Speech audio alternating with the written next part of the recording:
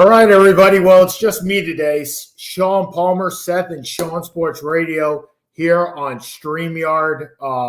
Seth had to take a day off, so it is just me. You can follow us on, if you look at the banner below, Seth and Sean on Twitter. So it's at Seth and Sean, or Facebook. You can find us on the Seth and Sean Sports Radio homepage. You can also find Seth at S. Caymans or myself at SU Lawyer 2001. So an interesting day. We might have a couple of hosts popping in and out. My brother said that he might call and talk about hockey because that's his passion. And so hopefully we can get Mitch Beyer on as well. And hopefully I can last about 45 minutes to an hour, as it has been a rough day for myself. I had a migraine today. The first time I've ever had those. It's not exactly the greatest of thoughts to have, but here we are, right? Greatest of things to have, excuse me. But here we are, Tuesday afternoon, which is a great day to be on the show. If you'd like to chime on in, please let me know on Facebook, our Facebook page. Like I said, Seth and Sean Sports Radio, and you can find us there. We'll talk a little bit about the NFL today, a little bit about the NBA, some hockey, and obviously the baseball is heading down the pike into the playoffs. But most importantly to me, Syracuse is 2-1.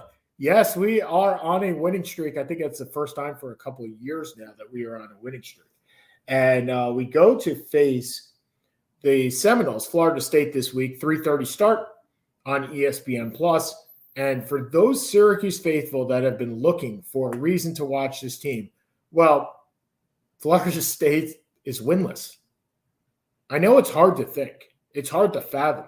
Those Florida State Seminoles who were lighting it up with the Warwick Dunns of the world and the Chris Wenkes in the 90s are actually winless. Mike Norville has not won a game this year. He does have I think he's 3-18 over the course, or 3-16 or something like that over the course of his career at Florida State. Not a great success rate.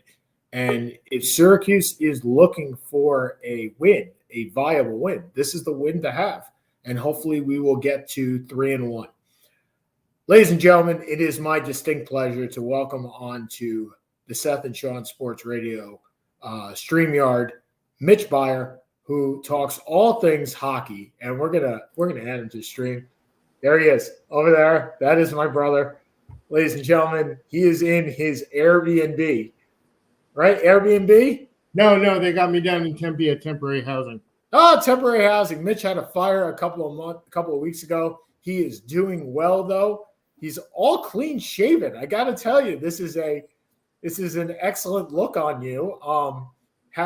Very happy that you decided to shave for the broadcast. Thanks so much. Thanks so much for coming on. Yeah, well, my hockey jersey is still up at the old house, so I couldn't put it on, unfortunately. So I picked shitty rust. Okay, so that's 3 times you've cursed on my show. So we're trying not to curse. It's a PG rated show. So, but you're in New York. Seth is in New Jersey. How's that going to work? Yeah, well, we've tried. So we're working towards the lack of cursing. The fact that you've done that 3 times in 35 seconds, we need to bring that down a little bit. But anyway, Russ shirt. Fuck that. Well then, you know what I say to that? Right. Bye, Mitch. No, here he is. Okay, hockey's looking. Hockey. Tell me how excited you are for Zdeno Chara to be joining the Islanders. I mean, every naysayer, you go to Lighthouse Hockey, you go to Eyes on Islanders, everyone like that, they're like, you know what? The guy's old. He's old. He's not a skater anymore. You know what? I remember a couple of serious situations back when he was younger. I'm not going to say when he was older, but all he had to do was step up. He made one move, and it was like hitting a wall. That's all it was, right? And if he can do that consistently for, say, 35 or 40 games, I'll be like beyond thrilled. I mean, Well, come on. 35 to 40 games. Remember, it's an 82 game season. You want him if he's your number 2 left defenseman, you need him at a little bit more than 35 to 40 I've games. been reading that he's going to platoon with Andy Green. He's going to get some time. They're looking at a couple of young kids from Bridgeport to fill in on maybe a 5 or 10 game slide in that. Even Thomas Hickey had been thinking about making a move over there. So I think that you get him for a solid 40, 45. If it's 50, let's be clear. Let's be very clear. The Islanders are not a good regular season team. They will come in third or second. I will be happy with third or second because the minute you step into the playoffs, it's over. Remember also this year, unlike last, is the playoffs are not geared towards the division. So in the past couple of years, I believe it's definitely the last year. I'm not sure if it was the year before. It probably was not due to COVID. You played within your division and 1 through 4 in your division. We're back to 1 through 8. So so if you think we're going to be number 2, we can't be number 2 overall unless we're winning our division. And I'm saying I think that we're number 2 or 3 in our division, not in our conference. Okay. And I say if we're 2 or 3 in our division, I'm happy with that because when we step into the playoffs, if we win let's say hypothetically, we win our division and we get number 2, right? Hypothetically, of course. Sure. Everyone still has us as the underdog. So at that point, the benefit is we play in our arena in front of our fans, and sure, we'll play number 7, but whoever number 7 is, we're going to be the underdog for that because that is consistent Islanders hockey. So please tell me this year, if you're looking at a team that is unsung, a team that, and we're going to do our NHL preview in a couple of weeks. I think it's, if we got this week is the 29th, I think we're looking at either the 14th or the 21st for our NHL preview. But this is a preview of a preview. This is training camp preview. If we're looking at a team that's going to make a great leap this year, obviously it's not the Islanders. The Islanders made that leap. They are Eastern Conference finalists for the last 2 years. Who is the team that say you could be surprised by this year? Who's making that leap? Who's maybe not a playoff team and now becomes a playoff team? Or was a playoff team and now becomes a championship contender.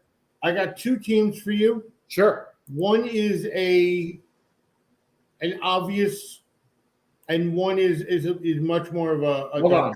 If you say Toronto, I'm kicking you out. I would never say Toronto. Screw Toronto. Okay. Although, if they don't make it far, if they don't do something significant, I think you're going to see some major front office changes this year. Okay, fair enough. I think you got to root for the Oilers. I really do. I really think that at this point in some of those players' careers, Nugent Hopkins, Connor McDavid, a bunch of them, you really got to feel for these guys. And I think they finally have had enough. I think they made the playoffs last year, but I do think they're going to go further this year because I think everyone up there is finally like, you know what? We're done with this losing BS. I think that the mentality is going to shift up there. And my second, unfortunate, I'm going to say this because I don't want to say this. It's tugging at my heartstrings, baby, is the Devils. The Devils made some crazy offseason moves. I mean, they got stronger in every position. They drafted Jack Hughes' brother. Yeah. And Jack Hughes is there, and they're gonna not suck. That's the thing. You know who's gonna suck this year that you would not expect is gonna suck? Columbus. Columbus is gonna suck. Well, Columbus has a lot of older players. Yeah. That are taking up a lot of money. I mean, more importantly, they're taking up a lot of money. Ryan Johansson and Matt Duchene on that type of structure, that's $16 million on the cap for very little productivity. I'm going to tell you that Columbus is going to come in seventh. They're not seventh. They're going to be second to last in our division. They're not going to make the playoffs. Buffalo, of course, is going to come in last. Well, here's the thing about Buffalo, right? Right, and here's the sucky thing about them. It's not like they couldn't make some waves. It's not like they couldn't be a spoiler. It's not like they're really like, oh my God, we're only going to win 8 games this year. I mean, they could. We've seen stranger things, but who's going to come in dead last? I think we all agree who's going to get the number 1 pick next year is Arizona. Like, they are absolutely going to get the number 1 pick next year. I find it hard to believe that Phil Kessel is still on that team. I'm shocked that nobody made a bid for him or even wanted him. I mean, I was terrified when he played on Pittsburgh. I mean, that's a good time ago already. I was about to say that was a good time ago. But let's be clear. I mean, playing on this team in Arizona, I'm going to get to watch them on October 23rd against the Islanders. But I think they're going to come in the bottom. I think Anaheim's going to come close to the bottom this year. I think they got a terrible team. Terrible team. Chicago, they made some moves, but again, I think they're going to be in the bottom. Vancouver's going to be in the bottom. What's amazing to me, Sean? How many NHL coaches or NHL general managers are former New York Islander players? Well, you got Travis Green, right? You got Kevin Chivildoff, who's up there in Winnipeg. Keep Rick Bowness, right? Is a former, at least an Islander coach, if not an Islander player. You got hold on, I'm looking up. This is what Jeremy Colleton is, the coach of the Blackhawks. Yeah, he's a former Islander. I think Dave Scatchard is doing something right now too. Dave Scatchard. I thought I saw him in the news the other day that he was a coach or an assistant coach somewhere, but he's doing something up in Vancouver. Well, you got Laviolette's a coach. I'm saying, but pure players that have transitioned to coaches or GMs is quite saying something, Well, yeah. I mean, look, you said this to me growing up. Why I wanted to be a manager is that players that can't play manage, right? So if you look at the last 20 years of Islander futility before this year, well, the best coaches are the ones that are the third or fourth line players, the cerebral players that become coaches. And there's nothing wrong with that. It just lends itself to a good environment with Long Island, and you have to be happy about Belmont. I mean, you have to be looking forward to that, right? I mean, happy isn't even the word, Sean. I mean, okay, so let me ask you this. There are many people out there that I would say every time I mention that I'm an Islander fan, they say, why are you so happy about Belmont? Why? Teams get stadiums all the time. You were in a stadium. You were in Barclays, which was up to date. You were in a refurbished Nassau Veterans Memorial Coliseum, or whatever the heck you want to call it, or whatever they called it. Right. Why is it? Tell my viewers why it is. I know the answer to this, but why it is so important for the Islanders more than any other team, at least in my opinion, to have a new stadium. I mean, the reality is that the Islanders have been homeless, truly homeless. You look at Barclays with the off center. It was made for basketball. The Coliseum was dying its last breath. We were all there. We needed someplace to go if you were going to keep the Islanders in New York. We slid into Barclays. We sucked it up because we wanted to stay in New York. That was a commitment that we had after years of and I say this knowing it's a PG show, but getting frucked by Nassau County and the Lighthouse Project which, by the way, they really screwed the pooch on, could have been millions of dollars going to taxes for them. So they really screwed that. But after waiting for the Lighthouse Project, which never happened, going into Barclays, going back to Nassau Veterans Memorial Coliseum, New York City Live, whatever the hell the name was, which then took it increased the amount of luxury, but it reduced the amount of actual seating to the absolute basic NHL minimum, even below the minimum, I think it was. And we still rocked that barn to its death last year in the playoffs. This UBS Arena is the first Generation 4 stadium in the NHL. So what does that mean for the Islanders, the Islander fans? What it means is we're finally going to have an NHL draft at UBS Arena in the very near future. We are going to have an NHL All-Star game at UBS Arena at the very near future. We are going to have players that want to come and be in the locker room because it has the next level technology. It's close to their homes. It has a train station right there. It provides the players another incentive beyond the yes, you're going to the conference finals, and yes, you're on the cusp of winning the Stanley Cup, and yes, you're right there, and you have a great coach, and you have a GM of the year last year, and we want to play for you. But you know what, when you buy a car, you could buy a car with 4 wheels and engine and the color you want it, but what's on the inside matters when you buy a car. You want that special Bluetooth, you want that special audio system, you want this, you want this, you want this. Well, players, they want that also. They want to go to a stadium where it has all those things right there, the accoutrements, if you will.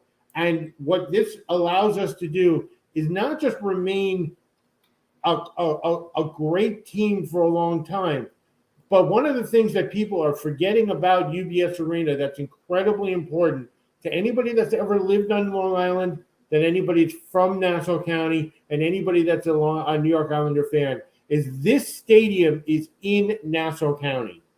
And that, while it may not mean anything to anyone outside of Nassau County, means everything to Islander fans in Nassau County. So I'll go one further for you. And I think this is important to note, is that not only is it in Nassau County, but the way that stadiums work is you have tenants that are in a priority. So you have, say, in Madison Square Garden, the Rangers get priority. Right. Then the Knicks get priority. Right. Then the concerts get priority. Then the circus gets priority, and it flows down the line. Every stadium has this in its stadium. And when you're making out the schedule, that's the way it works, is that the Rangers get their home dates, then the Knicks get their home dates. And I'm not sure if it's the Rangers and the Knicks, if it's 1-2 or 2-1. I'm not sure how that works. But They get the choice spots, right? It's their stadium. They get that spot. The Islanders have never been number one on that list. That is the reason why they got Tuesday, Thursday, and Saturday nights when we were growing up, is because the circus came before them. The Nets came before them originally. The building wasn't built for them. Right. So they didn't have what they could call a home. Right now, and throughout the entire process of the 1980s and 1990s, when the John Spanos were going through this and the Charles Wangs were going through this, and there were the options for them to move to Kansas City or even Quebec, was the allure of being the tenant. Not necessarily a tenant, but the tenant. Absolutely. And Belmont right now is the home of the New York Islanders. Absolutely. It's not known as the home of Ringling Brothers and Barnum and Bailey Circus. Billy Joel plays there 50 times. Oh, by the way, the Islanders play there too. Right. No. This is the home of the New York Islanders. And by the way, Billy Joel can play there once in a while. Absolutely. And I agree with you what you're saying 100%. Absolutely. We are the primary cornerstone tenant, and we have that in this building. because It's you're always 100% right. There's nothing to add. I will just go so far as to say beyond that, we you know, every team has its ups and downs. Even the Rangers sucked for a while. Even Tampa sucked for a long time. Every team has its ups and downs. But when you have an expansion team coming into the league, like Florida Panthers, like Tampa Bay, like Las Vegas, Seattle, I can go on and on for the last 15 years. They always get the next All-Star game, or they always get the next expansion draft, or they always get the next draft, or they always get something. They'll always get the next because they're the newest building. They're the newest sparkly, fresh thing on the block. And we are finally the newest, fresh, sparkly thing on the block. And when you have a draft or when you have an all-star game, it brings prestige not just to the team, not just to the players playing, but to the fan base. It adds another level of pride. And I can say I've never been to an all-star game at Nassau Veterans Memorial Coliseum. I've never been to a draft at Nassau Veterans Memorial Coliseum because we've never had one. Well, no. We've had an all-star game. We have. It was just while we were 1981? kids. We were kids. Well, okay, but I'm just saying I've never been to one in my adulthood because once we got into being 10, 11, 12 years old, 13 years old, the building at that point was now 30 years old. Yep. It was an older building when we were getting older, and it's an old building now. And I agree. UBS Arena, I guess what I'm saying is Islander fans bleed orange and blue. We love our team more than life itself. And this building adds another level of fanaticism to our already demented levels of fanaticism. And I'm really excited. I mean, I would honestly pay $1,000 for the first game. I would. I don't care. I would do it. Right now, I believe the tickets are going for $600, so you're welcome to pay that. I will not be there. I will be watching it on TV down here, as I do have guests coming that week, so there is no way for me to appear that week as well.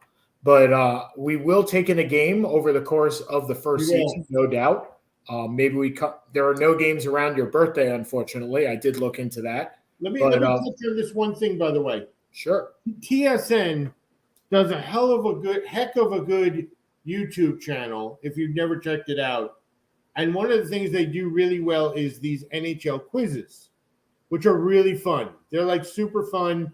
You're not doing them. They're doing them with a bunch of people that work at TSN. They're hockey fanatics, and it's really cool. And they did an NHL logo, at 2021, 2022. Where do you rank the NHL logos, historically? Where, not the primary logo, not the fisherman logo. And we got a C for our logo because it's a good logo. It's, you can tell what it is. It's a good logo.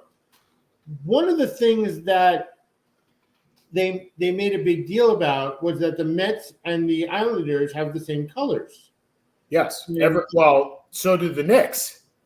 Right. And I had to jump in on the comment section and be like, well, all these teams are New York teams, although we play in Nassau County, and Nassau County's colors are blue and orange. And that's why the Islanders' colors are blue and orange. I don't know why the Mets colors are blue and orange, but I'm just making a point that when you say New York Islanders, when you're talking about Long Islanders and New York Islanders, that's the demographic. The little blue. I also pointed out that the little blue dot above the I in Islanders is the geographic point of where Nassau Coliseum was on Long Island.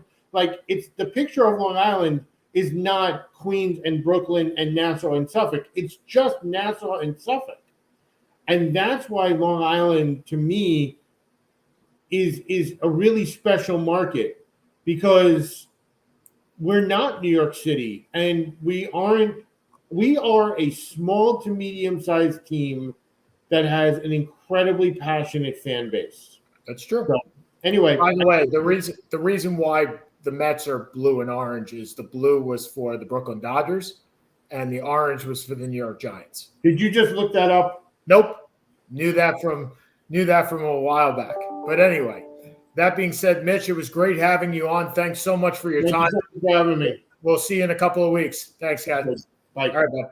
So that was my brother, Mitch Beyer. I still want to call him Mitch Palmer, but it's Mitch Beyer. So nice to have him on and giving some insight into the Islanders. And look, my family and I bleed Islanders, and we bleed the orange and blue.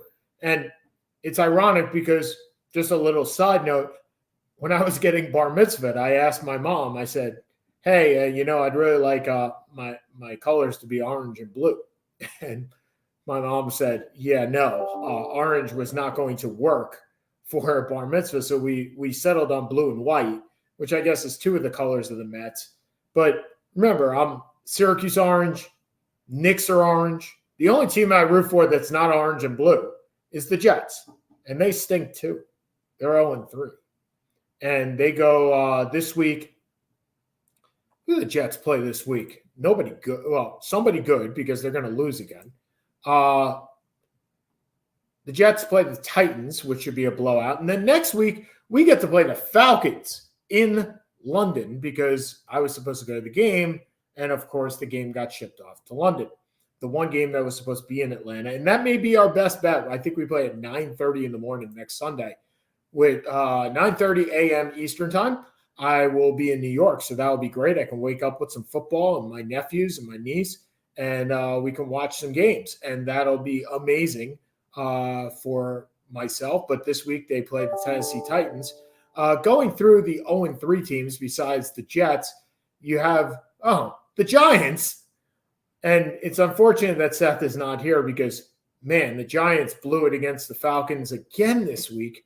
The Lions are 0-3, which you kind of understood was going to happen. So those are your 5. Sorry, I forgot Jacksonville and Indy. And the fortunate part for them is that they play each other numerous times, twice actually. And you wonder with Indianapolis and Carson Wentz, and one of those big trades from last year was Carson Wentz to the Indianapolis Colts for a first-round pick and a conditional second-round pick. And I believe Wentz played last week. I'm looking that up right now. Carson Wentz has played has 64 out of the 66 completions, and he's played in all 3 games. And so the second-round pick from this year, which was the conditional second-round pick, gets escalated up to a first-round pick if Carson Wentz plays 70% of the games. And Carson Wentz has had ankle problems. He's had knee problems. You kind of wonder when that's going to happen. And when I say what's going to happen, when they're going to bench him or put him on IR or something. If I'm Indy and I'm looking at an 0-3 start, and granted, it's only 3 games in, right? But I'm looking at an 0-3 start where the Titans are 2-1. And granted, they're not there yet, right? They're not out of the playoff picture. I mean, we're only 3 games, but they are 0-3. So they're 2 games behind the Titans. And there are a number of 2-1 teams in the AFC, a couple of 3-0s as well, over in Vegas and the Broncos, which are the 2 teams I did not think were going to be that good. You wonder when they're going to sit him, when they're going to put him on IR, when they're going to realize that no matter how much you play Carson Wentz, you're probably not going to make the playoffs. If you're not going to make the playoffs, do you put him on the sideline and recoup your first-round pick? And I think that is a situation where a couple of these teams are looking at. And another one of these teams that is looking at the same thing is Pittsburgh. And Ed Bichette, Bouchette, of the Pittsburgh Gazette said it today as to comparing him to Y.A. Tittle in Y.A. Tittle's last year. Y.A. Tittle went 2-10 and that image of him walking off the field bludgeoned. And if you look at the Steelers being 1-2, where every single down, Ben Roethlisberger is running for his life or taking a massive hit. And nobody outside of Pittsburgh loves Big Ben more than me. I actually have a Ben Roethlisberger Miami of Ohio jersey. He has been on our fantasy league team more time. We've had the team for 10 years. He's probably been on the team more years than he hasn't. But is this the end?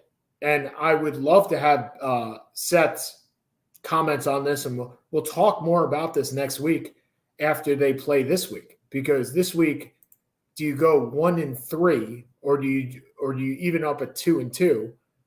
They are on the road this week at Green Bay, which is another really, really hard game. That's the 4:25 game on CBS. So you either get the Baltimore-Denver game or you get the Pittsburgh-Green Bay game. I think most people are going to get the Pittsburgh-Green Bay game with Roethlisberger versus Favre. And the question is whether Ben gracefully goes out. And I'm not sure there is a graceful exit given what he has done this year and given the type of season he is having. But it is an interesting situation there in Pittsburgh. Dwayne Haskins is on their team. They picked him up last year. Is he the future? We obviously, if he was signed, Mason Rudolph is definitely not the future. So where is the future there in Pittsburgh? Where is the go forward with this team? They just signed Najee Harris, but they redid their entire offensive line. And truth be told, my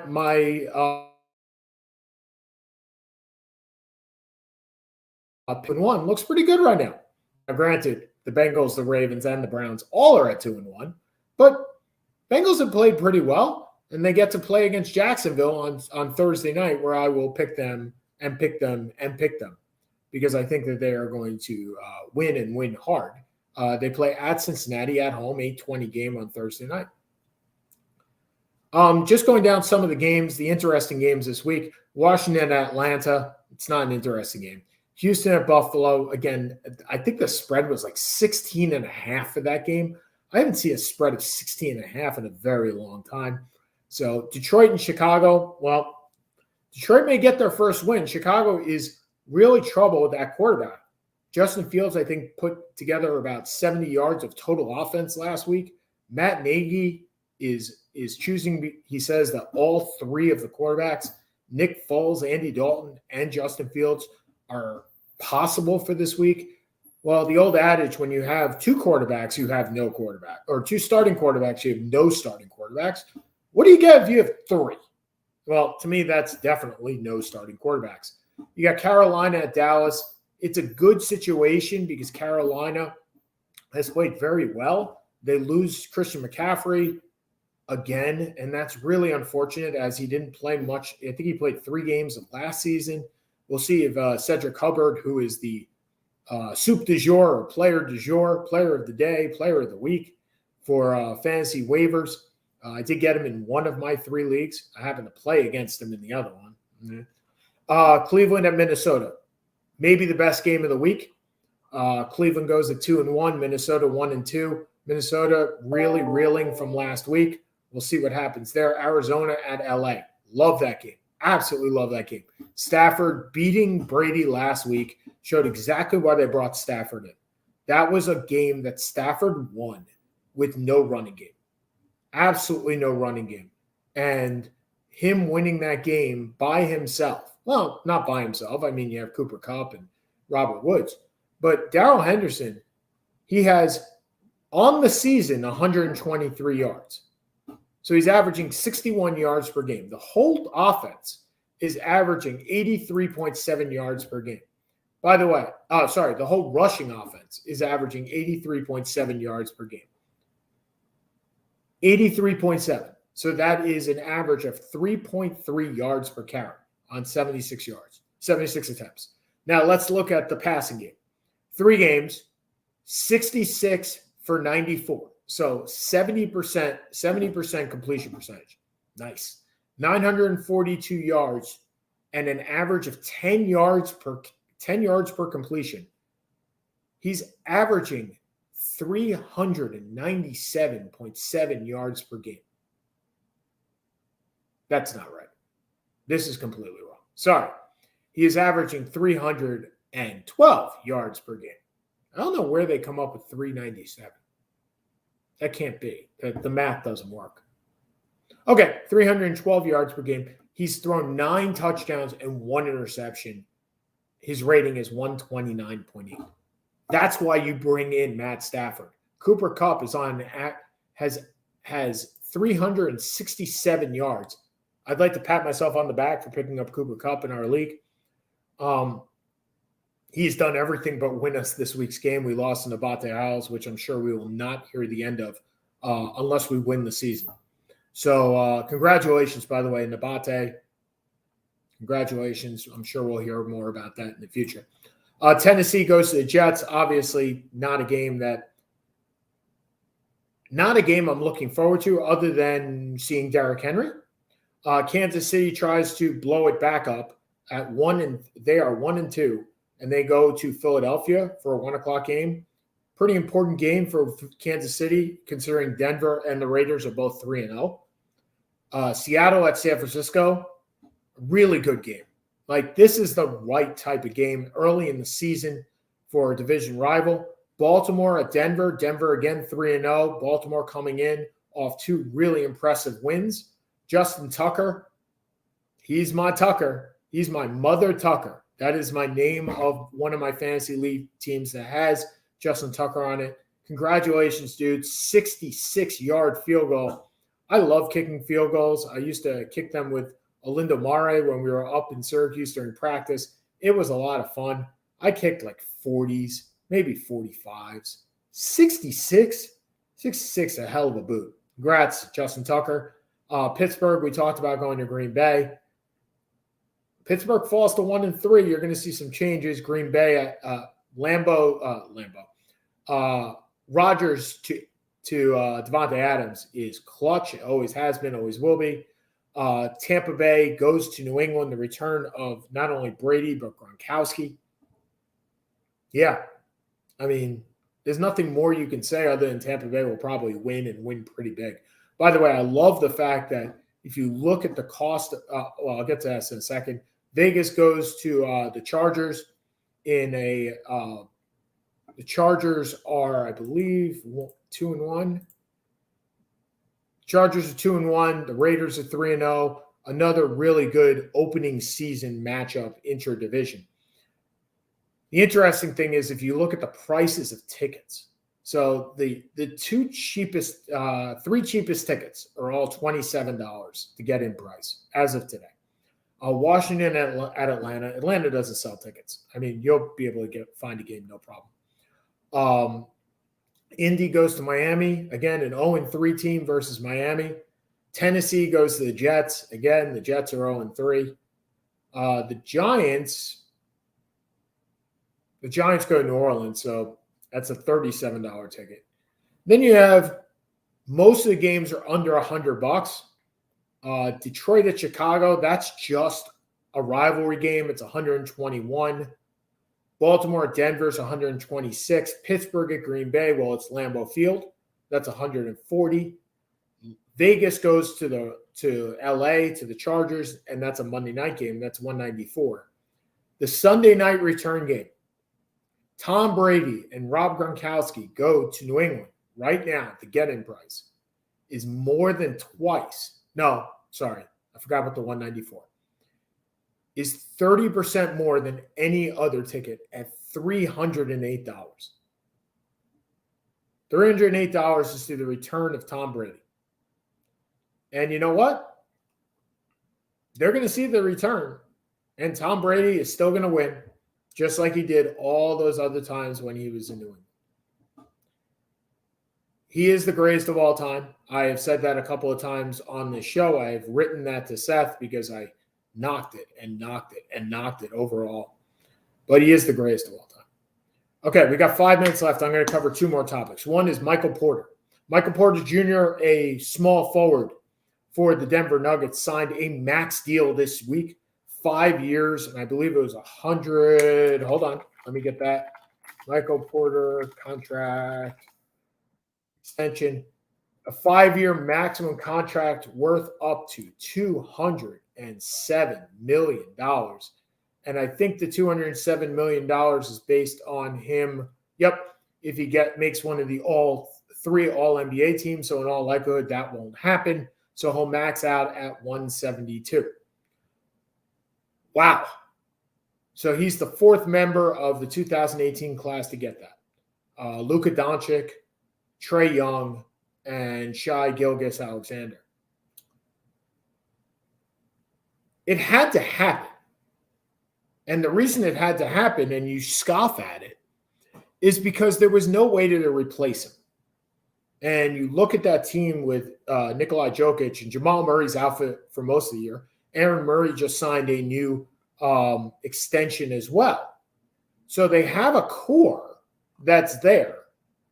But if you let Porter become a restricted free agent next year, and the cap's supposed to go up $7 million, and you got the teams like the Knicks that are willing to put out a max contract with one less year, then you match it. Then you get on him only for 3 years and not 4. So this was 3 years, not 5. This was a must, and there's no way to replace him because if you're Denver, you're over the cap. Now, that's great for Michael Porter. The only thing you worry about is Michael Porter's defense. And I understand you have Trae Young, who also doesn't play defense.